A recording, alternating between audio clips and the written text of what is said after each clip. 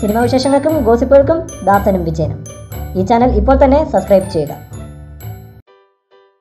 മലയാള cinema പ്രേക്ഷകർ ഏറെക്കാലമായി കാത്തിരിക്കുന്ന ഒന്നാണ് പ്രണവ് മോഹൻലാലിൻ്റെ നായകനായുള്ള അരങ്ങേറ്റം.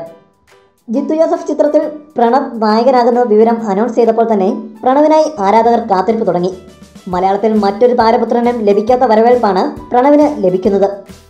പ്രണവിനെക്കുറിച്ചുള്ള ഓരോ കാര്യങ്ങളും ആരാധകർ ആഘോഷമാക്കുകയാണ്. ആരാധകർക്ക് എന്നും വിസ്മയമാണ് പ്രണവിൻ്റെ ജീവിതശൈലി. പതിവ് താരപുത്രന്മാരുടെ രീതികളോട് സലാം പറഞ്ഞ് പച്ചയായ മനുഷ്യനായാണ് പ്രണവ് ജീവിക്കുന്നത്. എല്ലാ കാര്യങ്ങൾക്കും സ്വാതന്ത്ര്യം നൽകിയാണ് മോഹൻലാലും സുചിത്രയും മക്കളെ വളർത്തിയത്.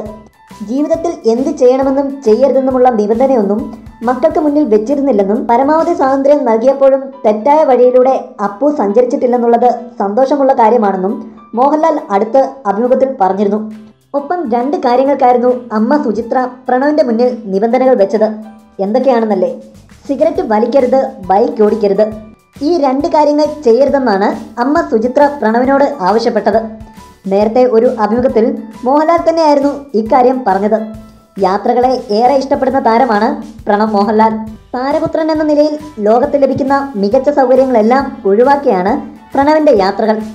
ഇതൊക്കെ തന്നെയാണ് നായകനായുള്ള ആദ്യ ചിത്രത്തിന് മുമ്പേ പ്രണവിനെ താരമാക്കി മാറ്റുന്നത്.